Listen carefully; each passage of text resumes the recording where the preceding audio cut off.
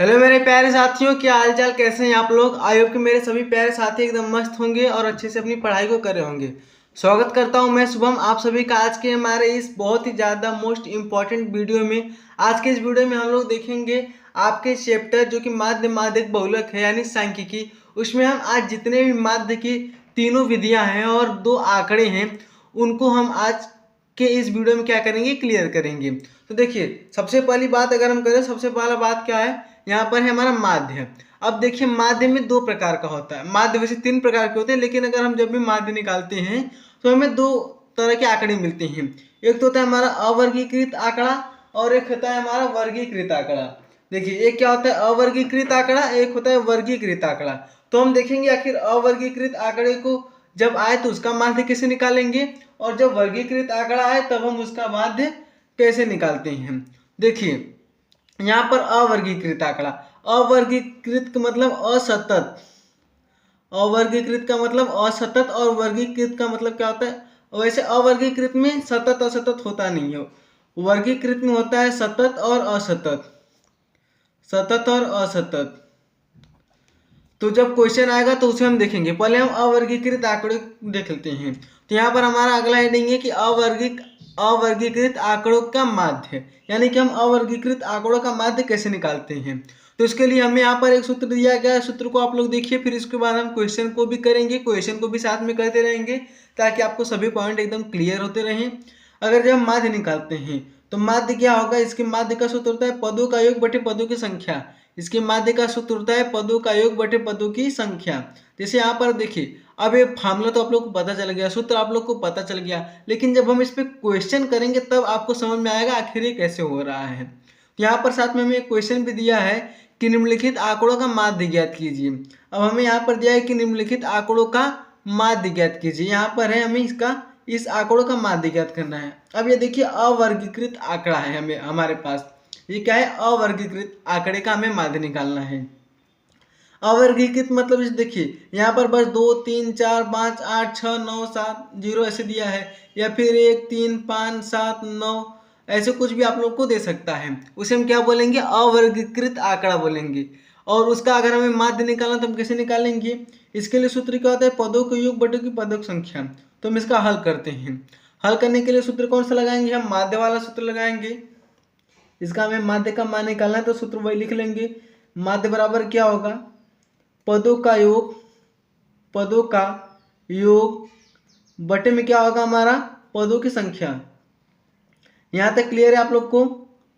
हमने भी कुछ ज़्यादा बताया नहीं है, बस हमने बताया कि अवर्गीकृत आंकड़ा होता है और वर्गीकृत आंकड़ा होता है। अवर्गीकृत आंकड़े का माध्य के लिए हमने आपको सूत्र बताया, अब उस पर हम क्वेश्चन कर रहे हैं।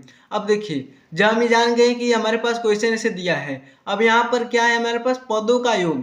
पदों का योग में क्या होगा, जो हमारे पास ये दिया रहेगा, ये जो हमारे पास दिया है ना, ये हमारे पद होते हैं। तो अब हम इसका योग करेंगे, तो योग में क्या होगा, जो संख्या दे रही है सबको जोड़ देंगे। तो 2 + 3 + 4 + 5 + 8 + 6 + 9 + 0 + 7, ये हमारा हो जाएगा। अब उसके बाद नीचे में क्या है हमारा, पदों की संख्या। पदों की संख्या, अब पदों की संख्या क्या है, यानी कि जो हमारे पास यहाँ पर पद है उसकी संख्या हम काउंट कर लेंगे। यहाँ पर देखिए, 2 एक बार है तो 1 2 3 4 5 6 7 8 9, यहाँ पर कितना आ गया, 9 आ गया। अब कुछ लोग को डाउट होगा, जीरो जीरो का मान ही क्या होता है, जीरो को हम क्यों लें। तो जीरो यहाँ पर भी पद रहेगा और वहाँ पर हमने जोड़ा है, तो जीरो को भी हम एक पद मानेंगे और उसको भी संख्या में काउंट करेंगे। अब जब हम ऊपर वाले को जोड़ेंगे तो उसको आप लोग जोड़ेंगे तो कितना आया, 44 आ गया। इसको जोड़ने पर क्या आएगा, 44 आएगा। बटे में क्या होगा हमारा, 9 होगा। अब जब हम इसको भाग देंगे तो हमारा आएगा 4.8888 करके ऐसे आता रहेगा, तो हम इसे ऐसे लिख देंगे।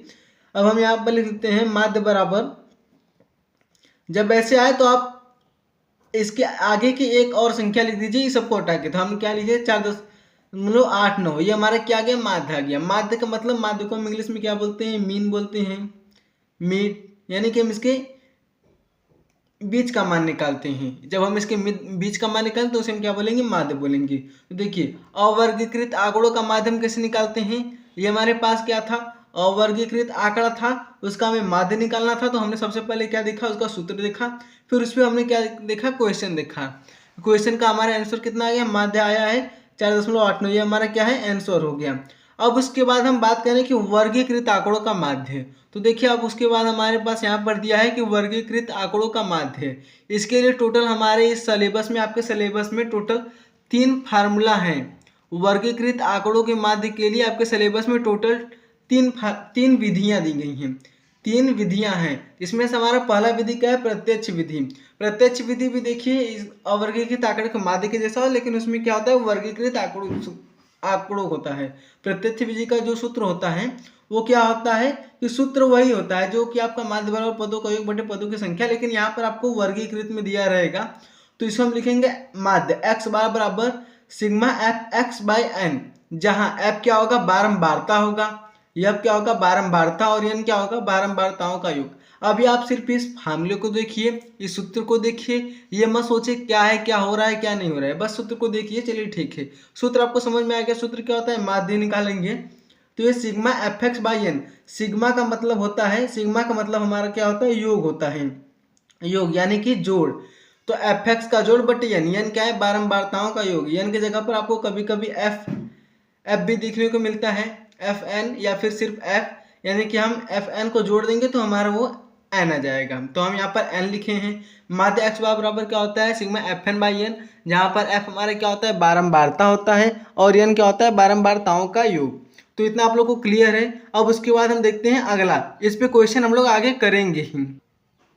तो देखिए अब हम क्या करेंगे, निम्नलिखित सारणी से माध्य ज्ञात कीजिए। अब हम यहाँ पर प्रत्यक्ष विधि से माध्य निकालना सीखेंगे। यहाँ पर हमने क्या बताया था, ये हमारा क्या है, वर्गीकृत आंकड़ा रहेगा, तो आपको इसमें वर्गांतराल और बारंबारता दिया रहेगा। जब भी आपको क्वेश्चन मिलेगा तो ठीक ऐसे ही क्वेश्चन मिलेगा, सेम ऐसा क्वेश्चन मिलेगा, बस यहाँ पर बीच का अंक क्या रहेगा, चेंज रहेगा। तो आप लोग कॉन्सेप्ट को समझ लीजिए, अंक तो चाहे जो भी आए आप अपने से कर ही लेंगे। तो अगर हमारे पास वर्गांतराल दिया है 0 से 10, 10 से 20, 20 से 30, 30 से 40, 40 से 50, यानी कि 0 से 10 के बीच में कितनी संख्या है, 3 संख्या है, या फिर कुछ भी मान लीजिए कि 0 से मतलब ऐसे 50 वर्ष के बहुत से लोग हैं, उनका कितने लोग, मतलब 50 वर्ष के बहुत से लोग हैं, जिसमें से 0 से 10 साल के बीच में 3 लोग हैं, 10 से 20 साल के बीच में 10 लोग हैं, 20 से 30 साल के बीच में 11 लोग हैं, 30 से 40 साल के बीच में 9 लोग हैं, 40 से 50 साल के बीच में यहाँ पर 7 लोग हैं। तो ये दिया रहेगा, ऐसे आपको क्वेश्चन में दिया रहेगा, और ऊपर स्टेटमेंट लिखा रहेगा तो लिखा रहेगा, नहीं तो फिर डायरेक्ट आपको ये दे दियागा। और फिर आपसे पूछेगा कि इसका माध्य ज्ञात कीजिए। और उसके बाद अगर आपसे बोल दिया, क्या बोल दिया आपसे, प्रत्यक्ष विधि, अगर आपसे बोल दिया कि इसका मान हमें प्रत्यक्ष विधि से बताइए, तो हम कैसे करेंगे, तो हम प्रत्यक्ष विधि से कैसे सॉल्व करेंगे। तो इस क्वेश्चन को हम लोग प्रत्यक्ष विधि सॉल्व करेंगे। और दो और होता है, एक होता है कल्पित माध्य विधि, और तीसरा होता है हमारा पग विचलन विधि या फिर पद विचलन विधि, दोनों एक ही होता है। तो उसको भी हम देखेंगे, लेकिन सबसे पहले हम यहाँ पर इसको देख लेते हैं। बात करें हम किसी माध्य की और किस विधि से, प्रत्यक्ष विधि से। तो यहाँ पर सबसे पहले आपको जिस ऐसे दिया रहेगा तो आप क्या करेंगे, इसको छोड़ देंगे, आप अपने से एक नया बनाएंगे, 4 खानों का एक बॉक्स बनाएंगे। क्या करेंगे आप, 4 खानों का बॉक्स बनाएंगे, जिसमें जो ये वर्ग अंतराल दिया रहेगा उसे पहले लिख लेंगे। वर्ग अंतराल क्या है, 0 से 10, 10 से 20, 20 से 30, 30 से 40, 40 से 50, तो हमने उसको लिख लिया। फिर बात करते हैं हम बारंबारता की। तो बारंबारता क्या है, 3, 10, 11, 9, 7, हमने उसको लिख लिया। और बारंबारता को याद रखिएगा, हम लोग एफ से डिनोट करते हैं, हमने जो कि पहले आपको बता दिया माध्य के सूत्र में। फिर उसके बाद 2 और खाना बनाएंगे, जहां पर हम x लिखेंगे और एक fx लिखेंगे। x क्या होता है, इस वर्ग अंतराल का मध्यमान होता है। x जो हमारा होता है इस वर्ग अंतराल का मध्यमान होता है। जैसे देखिए 0 से 10, x को हम कैसे निकालेंगे, तो x को निकालने का सूत्र आप लोग यहाँ पर देख लीजिए। अभी x हम निकालते हैं, क्या करते हैं, वर्ग अंतराल को जोड़ लेते हैं। वर्ग अंतराल क्या है, जैसे 0 + 10, और क्या करते हैं, 2 से भाग देते हैं, तो क्या आएगा 10/2, यानी क्या आ गया, 5 आ गया। फिर उसके बाद यानी कि हम इसको जोड़ के 2 से भाग देंगे, तो 0 + 10 क्या करेंगे, 0 + 10 करेंगे तो 10 आएगा हमारा।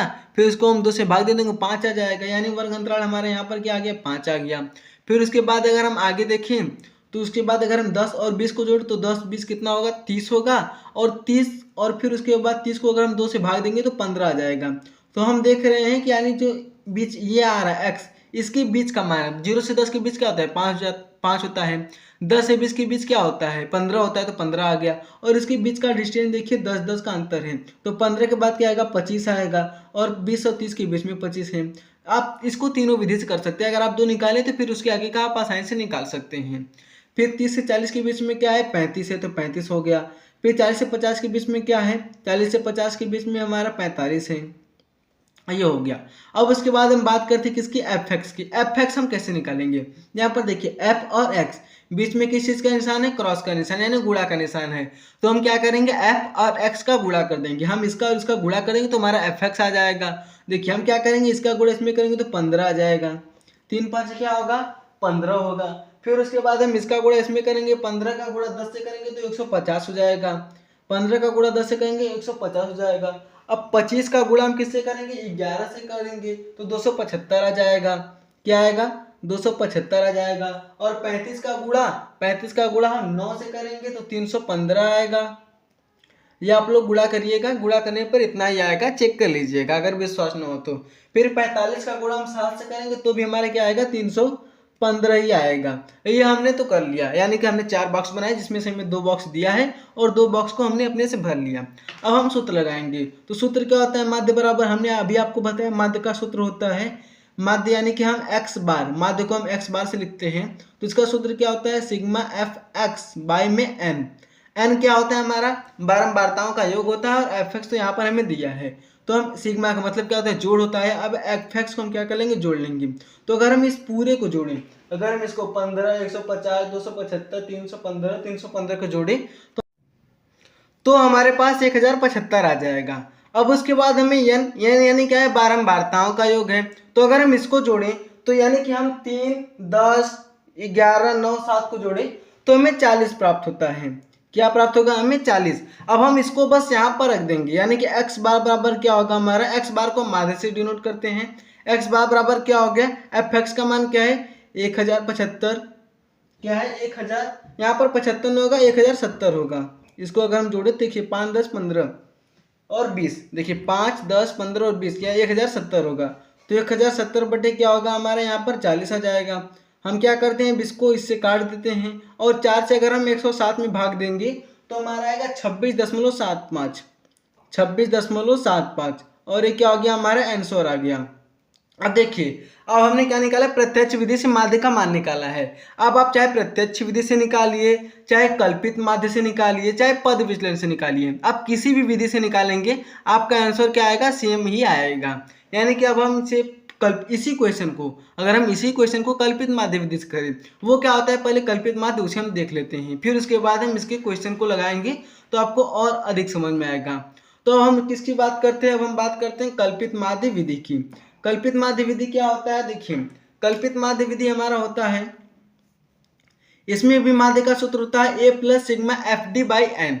माध्य एक्स बार बराबर क्या होता है, A plus sigma F D by N, जहाँ पर ए हमारा क्या होता है, ए हमारा कल्पित मान यानी कि जिसे हम मान लेते हैं, और डी क्या होता है, विचलन होता है। और डी का सूत्र हमें यहाँ पर दिया है कि डी बराबर एक्स आई माइनस ए।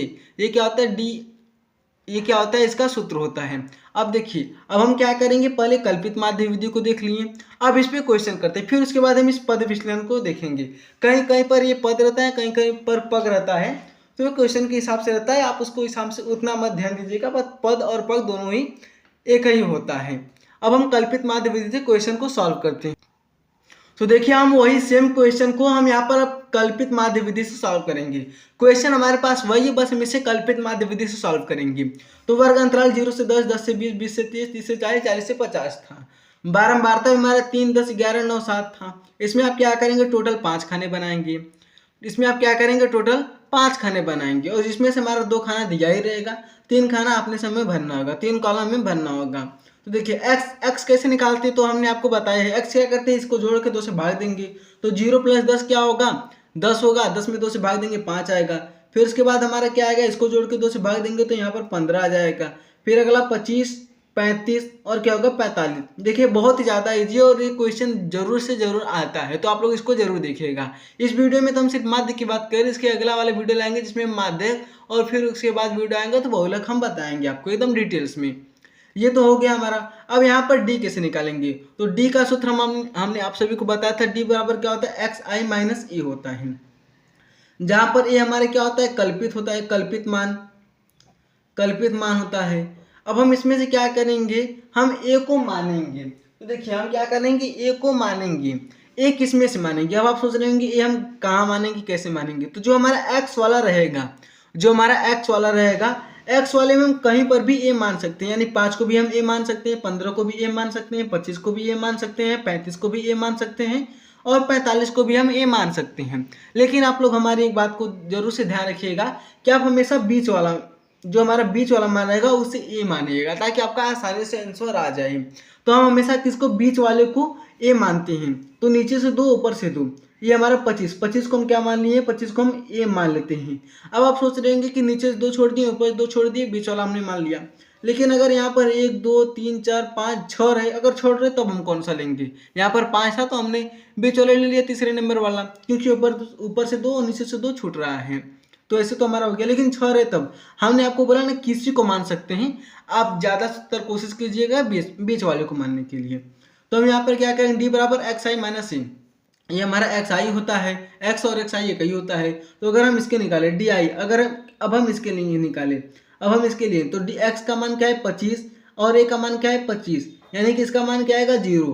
तो आप लोग एक बात को यहीं पर नोट कर लीजिए, ट्रिक निकाल लीजिए कि जहाँ पर हम ए मानते हैं, ए जहाँ पर ए मानते हैं और एक्स आई में भी हमेशा ए मानते हैं, तो जहाँ पर भी हम ए मानेंगे उसके सामने हम क्या लिखेंगे, 0 लिख देंगे। ये एकदम फिक्स है, कभी भी नहीं बदलेगा, क्वेश्चन कितना बदल जाए।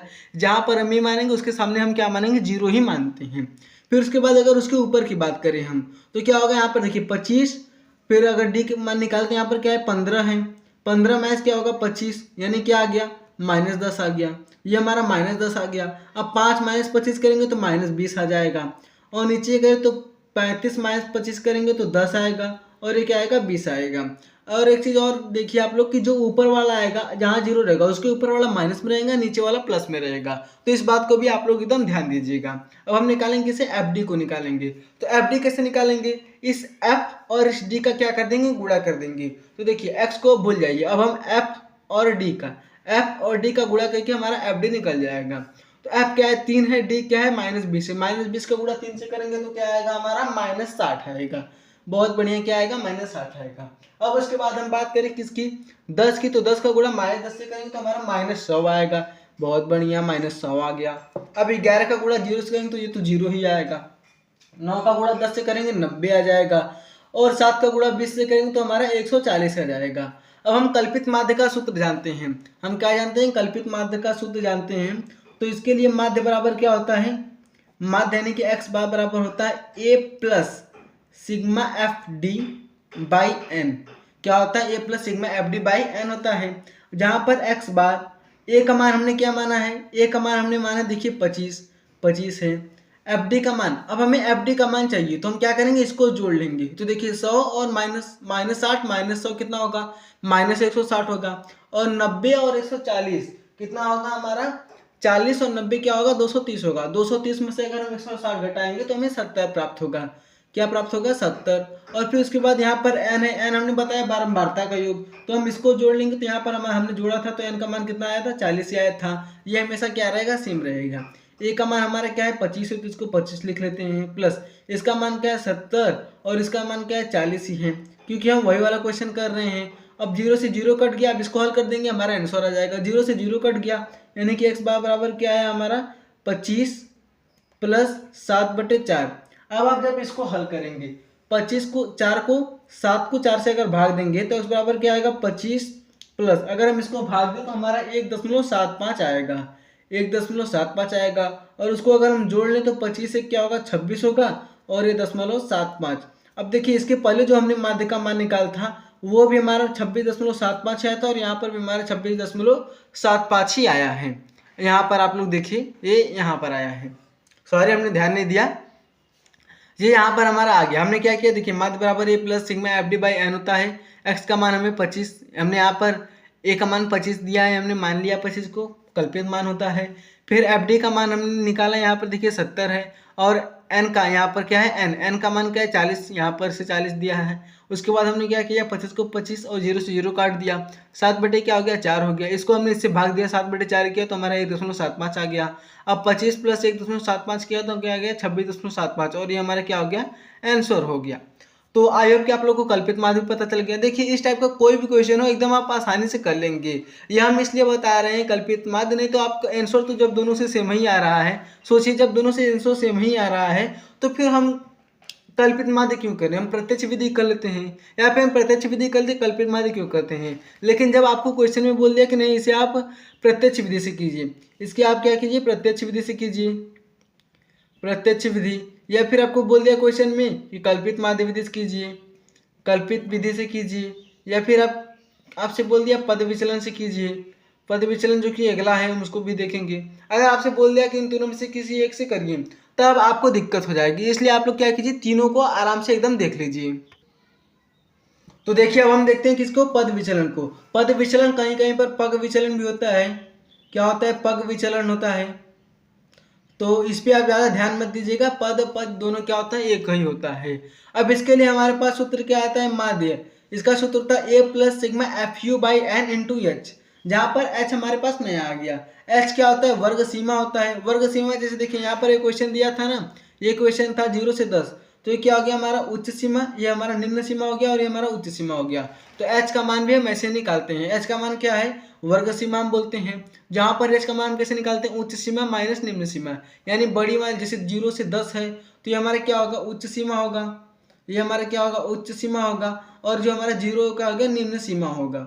इस बात को आप लोग एकदम ध्यान दीजिएगा। तो पद विचलन का भी सूत्र आप लोग को पता चल गया। सूत्र को देखिए जब क्वेश्चन को सॉल्व करेंगे तब आपको आसानी से समझ में आ ही जाएगा। तो चलिए अब हम क्वेश्चन को सॉल्व करते हैं। देखिए हम इसी क्वेश्चन को पद विचलन सॉल्व करेंगे और आंसर हमारा सेम ही आएगा। तो देखिए अब हम उसी क्वेश्चन को पद विचलन से सॉल्व करने वाले हैं, जहां पर हमारा वर्ग अंतराल क्या था, वर्ग अंतराल हमारा 0 से 10, 10 से 20, 20 से 30, 30 से 40, 40 से 50 था, 12 12 था, 3 7 11 9 7 था, तो इसको जोड़ने पर हमारा 40 आया था, तो हम उसको लिख लेते हैं। अब उसके बाद यहाँ पर हम देख रहे हैं एक्स है, यू है और एफ यू है। अब यहाँ पर हमको ट्रिक बताएंगे यू का मान निकालने के, लेकिन पहले हम एक्स का मान निकालते हैं। एक्स का मान हम कैसे निकालेंगे, इन दोनों को जोड़ के 2 से भाग दे देंगे, तो यहाँ पर 5, ये क्या आएगा 15, 25, 35 और क्या आएगा 45 आएगा। अब हम यू का मान, अब हम जैसे इसमें भी हम ए का मान मानेंगे, क्योंकि हमारे पास जो पद विचलन का सूत्र होता है उसका सूत्र भी लिख दीजिए। अब हम यहाँ पर सूत्र भी लिख देते हैं, पद विचलन का सूत्र, इसका इससे अगर हम माध्य का मान निकालें, इससे हम किसका माध्य का मान निकालें, तो सूत्र हमारा क्या होता है A plus sigma F U by N into में हमारा एच होता है, ये हमारा क्या होता है सूत्र होता है। लेकिन अगर हम किसका ए, इसमें भी हम देखिए ए मिल रहा है तो ए को मानेंगे, ए को हमने बताया कि ए जो हम मानेंगे तो बीच वाला मानेंगे, हमेशा बीच वाला मानेंगे। बात को एकदम ध्यान से सुनिए, ए हमेशा क्या मानेंगे बीच वाला मानेंगे। तो ये हो गया। अब जब हम u का मान निकालते हैं, d का मान निकालने के लिए हम क्या कर रहे थे कि एक्स आई माइनस ए कर रहे थे। अब जब u का मान निकालें तो ठीक इसके सामने 0 लिखिए, इसके सामने क्या कीजिए आप 0 लिखिए, फिर उसके बाद क्या कीजिए ऊपर -1 ऊपर -2। अब यहाँ पर हम कुछ भी लिख रहे थे, लेकिन आप लोग एकदम ध्यान दीजिएगा, ऊपर -1 -2 -3 -4 -5, ऊपर अगर जी ऊपर जितना रहेगा ऊपर लिखते जाएंगे, नीचे का हम नीचे लिखते जाएंगे, नीचे प्लस ऊपर माइनस। इस बात को ध्यान दीजिएगा, जब भी 0 होता है चाहे कल्पित माध्य हो चाहे पद हो, ऊपर का माइनस नीचे का प्लस 0 की, तो यहाँ पर हम 1 2 लेंगे और ऊपर घटाने पर जो हमारा आता था हम उसको लेते थे। अब हम बात करते हैं किसकी एफ यू की, तो एफ हमारा ये हो गया, यू हमारा ये हो गया। अब इसका हम निकालते हैं तो क्या होगा 3, इसका गुणा हम इसमें करेंगे, 3 दूना क्या होगा -6 होगा। फिर उसके बाद हम 10 का गुणा -1 से करेंगे तो -10 होगा। 11 का गुणा 0 से करेंगे 0 ही आएगा। 9 का गुणा ऐसे करेंगे 9 होगा, और 7 का गुणा 2 करेंगे क्या आएगा 14 आ जाएगा। अब हम क्या करते हैं यहाँ पर देखिए 10 और 6 क्या हो गया 16 हो गया, और 14 9 क्या हो गया 23 हो गया। 23 - 16 कर देंगे तो हमारे पास कितना आएगा, अगर हम 23 - 16 कर दें, हम क्या कर रहे हैं 23 - 16 कर दें तो हमारे पास आ जाएगा 7 आ जाएगा। 23 - 16 7 आ जाएगा। अब वहाँ पर ए का मान क्या हमें है, ए का मान हमने 25 माना है। एच का मान हमारा क्या होगा, एच का मान कैसे निकालेंगे, देखिए हम इसमें से इसको घटा देंगे, इसमें से इसको घटा देंगे, या इसमें से इसको घटाएंगे, जो भी आप घटाएंगे हमेशा आपका सेम ही आएगा। तो एच का मान हम 20 - 10 कर दें, या 10 - 0 कर दें तो भी 10 आएगा, या 20 - 10 कर दें तो भी हमारा क्या आएगा, अगर हम यहाँ पर 10 - 0 करें तो भी 10 आएगा, 20 - 10 कर दें तो भी क्या आएगा 10 ही आएगा। अब हम यहाँ पर बस रख देते हैं, तो माध्य यानी कि हम एक्स बार से लिखते हैं। ए का मान क्या है 25 है, और एफ यू का मान क्या है हमने निकाला है सिग्मा एफ यू, यानी कि ये हमारा मान यहाँ पर 7 है, तो यहाँ पर 7 रख लेते हैं। बटे में हमारा क्या हो गया एन का मान जो कि हमें 40 है, गुणा एच, एच क्या है हमारा 10 है।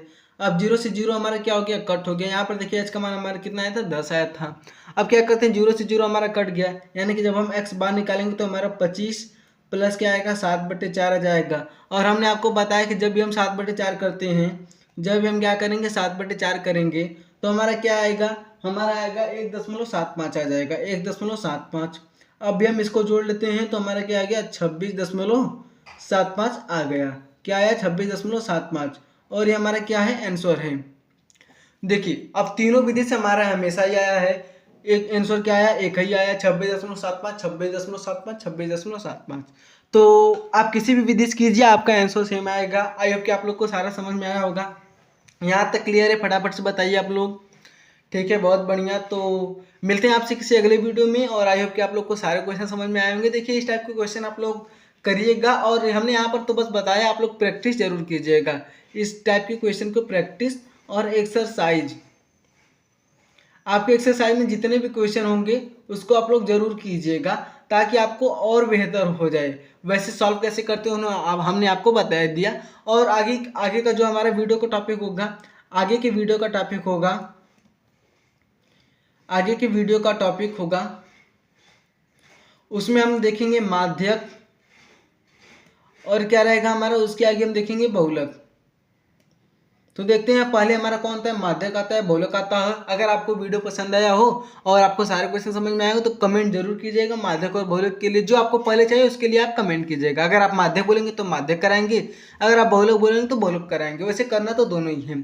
तो मिलते हैं आपसे किसी अगले वीडियो में, तब तक के लिए धन्यवाद।